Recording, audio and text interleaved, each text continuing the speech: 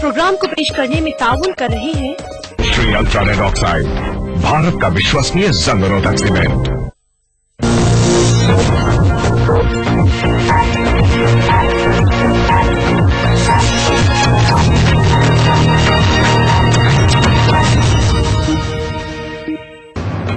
दुनिया के सबसे बड़े न्यूज सेंटर से ये है बीबीसी ग्लोबल इंडिया। नमस्कार, मैं हूं नेहा भटनागर। हर सप्ताह ग्लोबल इंडिया में हम लेकर आते हैं वो खबरें जो जुड़ी हैं आपसे, तो महसूस कीजिए हमारे साथ खबरों की धड़कन। ग्लोबल इंडिया में इस बार, क्या अमेरिका बना रहा है पाकिस्तान से दूरियां, दोनों के बीच किस तरह बदल रहे हैं रिश्ते। ब्रिटेन में बुद्धिजीवियों का एक गुट कर रहा है मोदी का विरोध, तो समर्थन में भी उतरे कई बड़े नाम। ग्लोबल इंडिया में इनके अलावा आप देखेंगे दफा ऐसे अल्फाज भी आ रहे हैं जो गालियों से भी मुंसलिक। सुनता हूं मशहूर गजल गायक गुलाम अली से खास मुलाकात।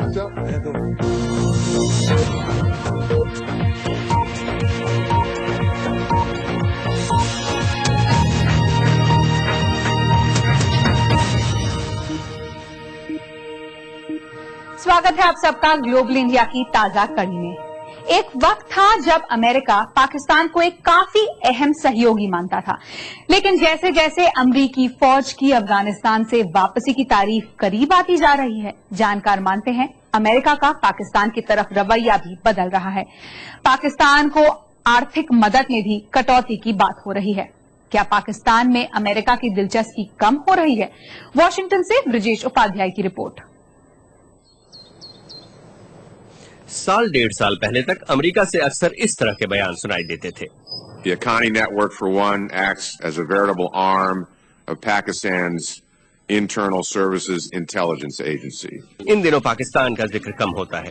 क्या नवाज शरीफ हुकूमत के साथ रिश्ते इतने बेहतर हो गए हैं कि कुछ बोलने की जरूरत नहीं रही, या फिर अमेरिका फिर से मुंह फेरने की तैयारी में है?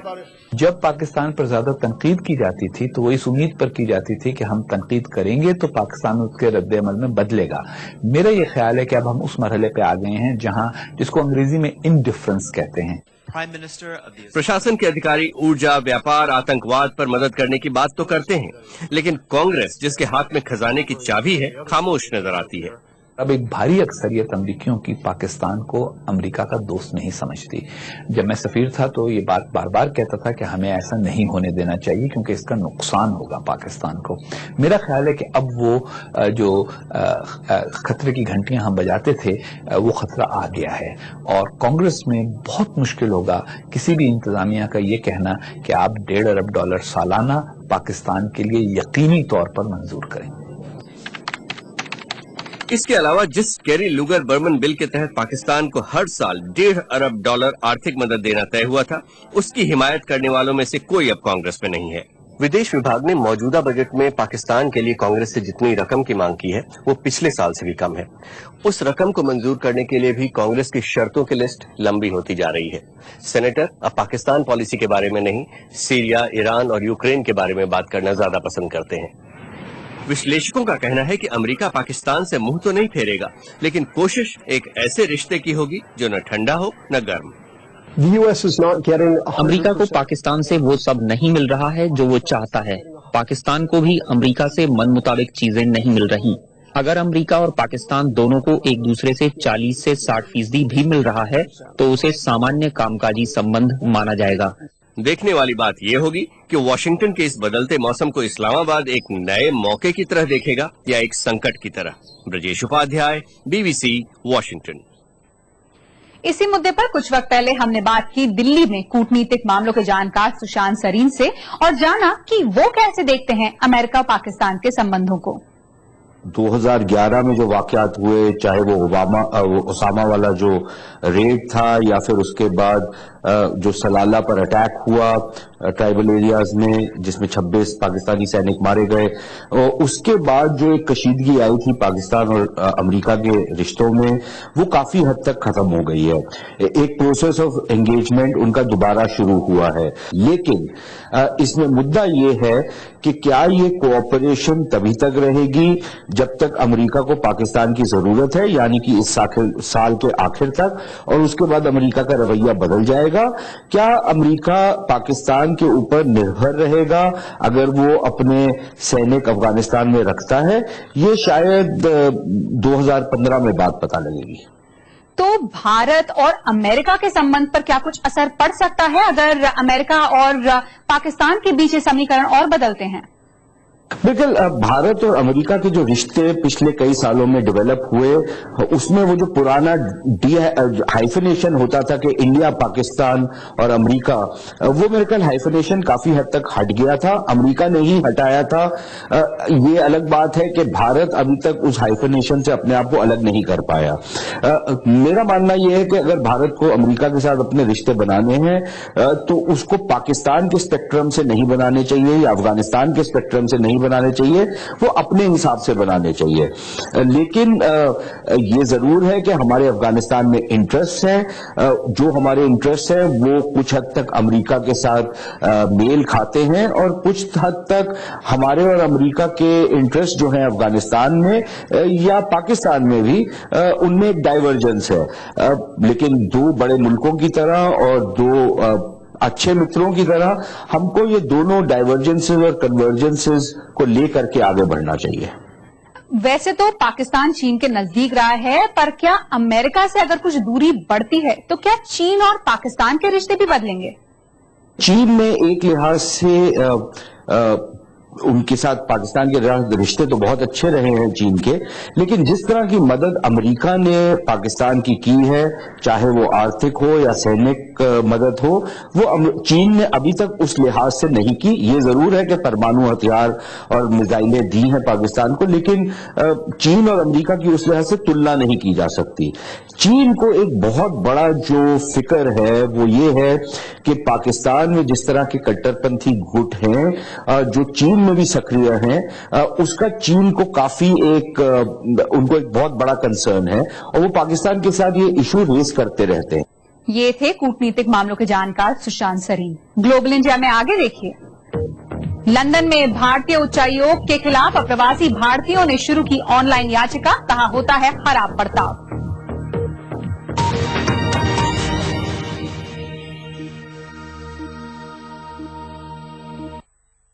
नहीं, सबके सब हमाम में नंगे हैं। लॉर्ड देसाई का यह भी कहना है कि अगर अदालत मोदी को दोषी ठहराती है तो वो सजा के हकदार होंगे, लेकिन उससे पहले केवल गुजरात दंगों के आधार पर मोदी के शासनकाल की अच्छी बातों को पूरी तरह खारिज कर उनका विरोध करते रहना ठीक नहीं। नरेंद्र मोदी का विरोध करने वालों के अपने तर्क हैं, साथ ही जो लोग उनका समर्थन कर रहे हैं उनकी भी अपनी वजह हैं। लेकिन 16 मई को जब चुनाव के नतीजे आएंगे तो ये साफ हो जाएगा कि जनता क्या चाहती है और मोदी को कहां देखना चाहती है, सत्ता के शिखर पर या सत्ता से बाहर। Amrish Dwivedi, BBC, London. Nigeria में एक हॉस्टल से 200 से ज्यादा लड़कियों को 4 हफ्ते पहले कट्टरपंथी संगठन बोको हराम ने अगवा किया था। इसके बाद इलाके से और लड़कियों के अपहरण और हिंसा की खबरें आ रही हैं। बड़ी संख्या में लोग लड़कियों को छुड़वाने के लिए आवाज बुलंद कर रहे हैं। ये नाम है उन 200 से ज्यादा छात्राओं के जिन्हें नाइजीरिया में कट्टरपंथी संगठन बोको हराम ने करीब 4 हफ्ते पहले अगवा किया था। इसके बाद इस वीडियो में बोको हराम नेता ने कहा कि वो लड़कियों को बेच देंगे और ये भी कहा कि लड़कियों को स्कूल में नहीं होना चाहिए था। बोको हराम का मतलब है पश्चिमी शिक्षा मना है। लड़कियों को अगवा करने की इस घटना की अंतर्राष्ट्रीय स्तर पर कड़ी निंदा हुई है। Obviously, it's a heartbreaking situation, outrageous situation. ये बेहद दुखद स्थिति है। चरमपंथी संगठन बोको हराम पिछले काफी वक्त से इलाके में खून खराबा फैला रहा है। हम नाइजीरियन अधिकारियों के साथ पहले से बातचीत करते रहे हैं, लेकिन शायद इस घटना के बाद अंतर्राष्ट्रीय समुदाय भी एकजुट होकर बोको हराम के खिलाफ कदम उठा पाए। 2002 में बना बोको हराम नाइजीरिया में मौजूदा सरकार का तख्ता पलटकर उसे एक इस्लामिक देश बनाना चाहता है। लड़कियों को अगवा करने की ताजा घटना के बाद नाइजीरिया में कई स्थानों पर विरोध प्रदर्शन हुए हैं। अगवा हुई लड़कियों के परिवार से BBC ने बात की। जब से हमारे बच्चे अगवा हुए हैं, जिंदगी मुश्किल हो गई है। हम बिल्कुल नहीं सोते, बीमार पड़ रहे हैं, तबीयत खराब हो रही है। इस घटना के बाद 8 और लड़कियों का अपहरण हुआ है। सरकार के रवैये और प्रतिक्रिया की काफी निंदा हो रही है। इन परिवारों की पीड़ा ने दुनिया भर में लोगों को झकझोर दिया है। BBC report. विदेश में रह रहे भारतीय उच्चायोग पर कई चीजों के लिए निर्भर रहते हैं, जैसे कि पासपोर्ट, प्रमाण पत्रों के अटेस्टेशन या फिर किसी इमरजेंसी में मदद चाहिए हो तो। लेकिन लंदन में कुछ भारतीय यहां के उच्चायोग से इतने नाराज हुए कि उन्होंने उसके खिलाफ ऑनलाइन याचिका शुरू कर दी। भारतीयों के साथ कूड़े जैसा बर्ताव बंद करो। इन कड़े शब्दों के साथ लंदन में भारतीय उच्चायोग के खिलाफ एक ऑनलाइन याचिका शुरू की गई है। इसमें उच्चायोग की वेबसाइट, काम करने के तरीके और कर्मचारियों के रवैये के खिलाफ भारतीय मूल के लोगों ने शिकायत की है। कई लोगों ने आरोप लगाया कि उच्चायोग में उनका अनुभव बेहद कड़वा था और अब 2500 से ज्यादा लोग इसे साइन कर चुके हैं। 6 बजे से लेकर 9:45 तक मैं क्यू में खड़ा रहता हूँ और मैंने देखा कि मेरे साथ प्रेग्नेंट वुमेन और लोग क्रचेस पे भी हैं, और जब अंदर जाते हैं तो मालूम पड़ता है कि इंफॉर्मेशन जो हम लाए हैं, डॉक्यूमेंट्स हम लाए हैं, वो कम है क्योंकि उनके वेबसाइट पे जो इंफॉर्मेशन है वो गलत है या फिर आधी अधूरी है। और जब ये हम प्रेजेंट करते हैं तो वो लोग बहुत अग्रेसिव और गुस्सा होते हैं, बोलते हैं कि कल आओ, परसों आओ, क्यों आए हो। अगर वो लोग ही हेल्प नहीं करेंगे तो कौन हेल्प करेगा हमको यहाँ पे। अगर इंडियन पासपोर्ट लेके मैं ब्रिटिश हाई कमीशन के पास तो नहीं जाऊंगा बर्थ रजिस्ट्रेशन के लिए। लंदन में भारतीय उच्चायोग विदेश में भारत के सबसे बड़े कूटनीतिक मिशन में से एक है। इस मामले पर बात करने के लिए हमने लंदन में भारतीय उच्चायोग को कई बार संपर्क किया, लेकिन उच्चायोग ने कोई प्रतिक्रिया नहीं दी। लेकिन भारतीय विदेश मंत्रालय ने ट्विटर पर इस मुद्दे पर अपनी बात रखी। विदेश मंत्रालय के प्रवक्ता ने ट्वीट किया है कि लोगों के फीडबैक की वो कद्र करते हैं और साथ ही बताया कि उच्चायोग स्थिति बेहतर करने के लिए क्या कदम उठा रहा है। ब्रिटेन में भारतीय मूल के करीब 1.5 लाख लोग रहते हैं, जिनमें से ज्यादातर का किसी न किसी वजह से भारतीय उच्चायोग से काम पड़ता है। ऐसे में इंटरनेट पर मची हाय तौबा के बाद याचिकाकर्ताओं ने अब बताया है कि जल्द ही उन्हें लंदन में उच्चायोग के साथ बातचीत के लिए बुलाया गया है। Neha Bhatnagar, BBC, London. Global India में आगे म्यूजिक में इतनी जल्दी नहीं होनी चाहिए, पहले इतनी फिल्मों की गजलों में भी या गानों में भी इतनी जल्दी नहीं थी। आजकल की मौसीकी और दूसरे पहलुओं पर गजल गायक गुलाम अली से बीबीसी की खास बातचीत।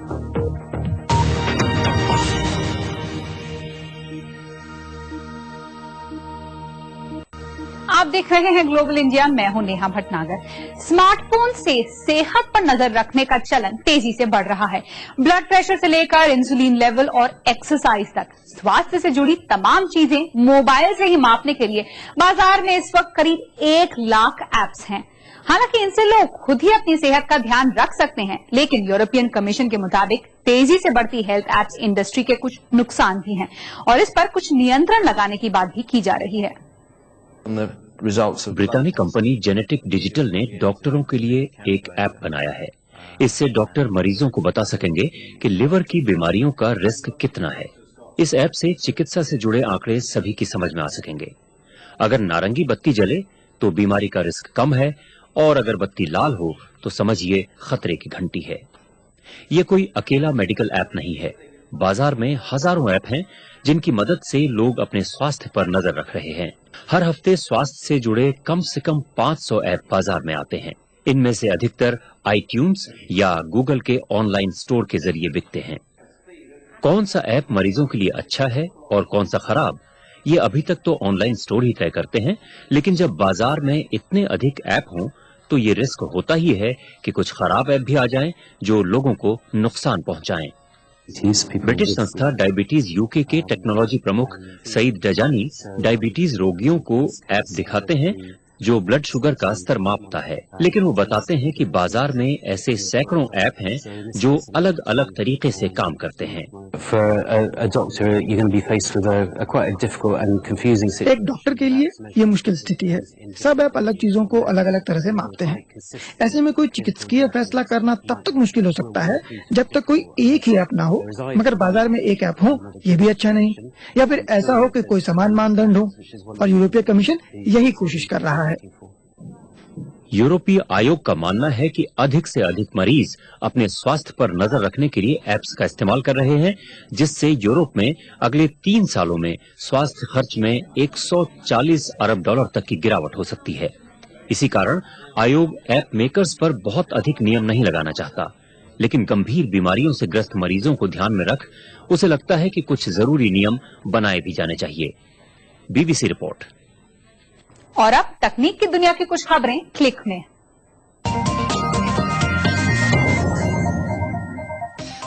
जापान में पुलिस ने एक ऐसे व्यक्ति को गिरफ्तार किया है जिस पर शक था कि उन्होंने 3D प्रिंटिंग से बंदूक बना ली है। योशितोमो इमुरा ने कथित तौर पर अपने घर में ये बंदूक रखी थी। बंदूकों से जुड़े कानून को पहली बार 3D प्रिंटिंग से बने बंदूक पर लागू किया गया है। ये बंदूक खतरनाक होती हैं।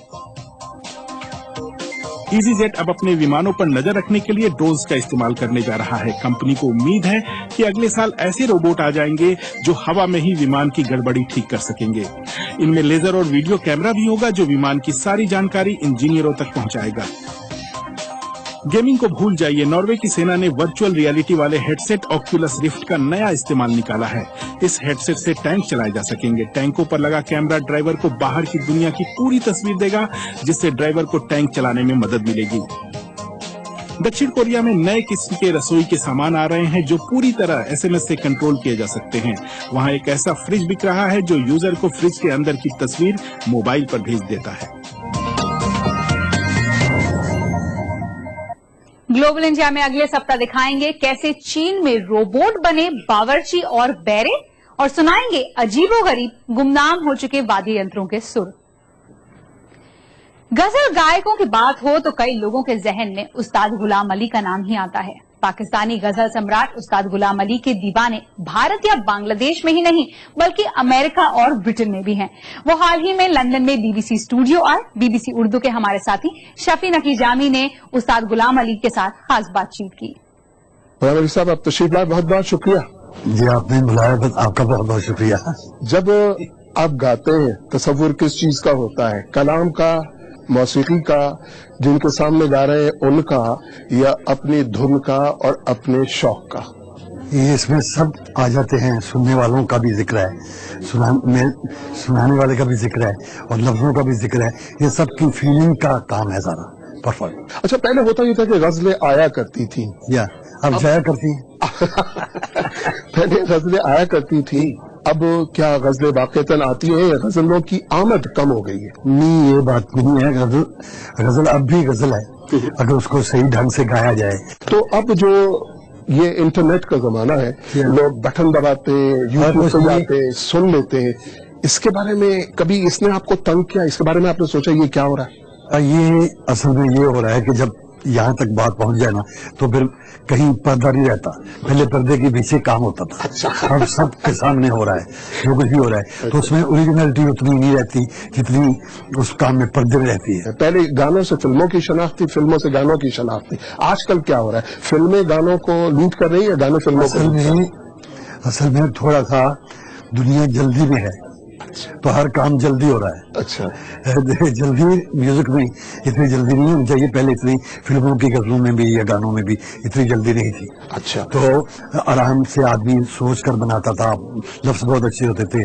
आजकल कई दफा ऐसे अल्फाज भी आ रहे हैं जो गालियों से भी मुंसलिक हैं। मसलन मैं सुनता हूँ, कभी मुझे याद नहीं रहता। मैंने कभी जिंदगी में गाया नहीं ऐसा। अच्छा, मैं तो बड़े बड़े शायरों की कम से कम 200 शायर को तो मैंने गाया हुआ। माशाअल्लाह। अच्छा, खुद अगर मैं इतने बड़े गजल की गायकी के बेताज बादशाह से पूछूं कि आपको कौन पसंद है, तो कौन है आपका इंतखाब गायकी में? मेरी पसंद में तो ऐसे ऐसे लोग हैं, उस्ताद बड़े गुलाम अली खान साहब, जिनसे मैंने सीखा भी है गाना, लेकिन वो मेरे उस्ताद थे। तकरीबन म्यूजिक की दुनिया में बहुत बड़ा नाम। और आमिर खान साहब, उनके बाद फिर गजल की फील्ड में उस्ताद बरकत अली खान साहब, जो बड़े गुलाम अली खान साहब के भाई, वो भी मेरे उस्ताद, जिनसे मैंने देख के गजल से इंस्पायर हुआ।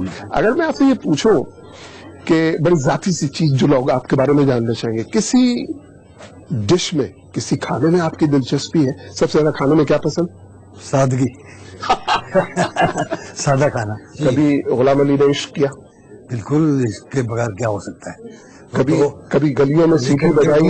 ये नहीं कि सिर्फ कोई किसी खातून से हो सकता, नहीं, ऐसे लोगों को भी हो सकता है जो बहुत प्यार करते हैं। आता हो जैसे उस्ताद, जैसे माँ बाप, जैसे कोई ऐसी खातून में जो गाने को प्यार करता हो, उससे ऐसे लोगों से हो सकता है। मतलब ये कि गुलाम अली ने इस वक्त मानो या ना मानो गुलाम अली ने सीटियां नहीं बजाई गली में, कॉपी में किताब में फूल नहीं सुना से सारा कुछ होता गया। सारा साहब आप यहाँ पर BBC में तशरीफ लाए, हमसे बात की, बहुत अपने सब फैंस को, चाहने वालों को मैं बहुत सलाम अर्ज करता हूँ। लंदन में BBC ब्रॉडकास्टिंग हाउस से ग्लोबल इंडिया में इतना ही। अगले हफ्ते फिर होगी मुलाकात, तब तक के लिए नमस्कार।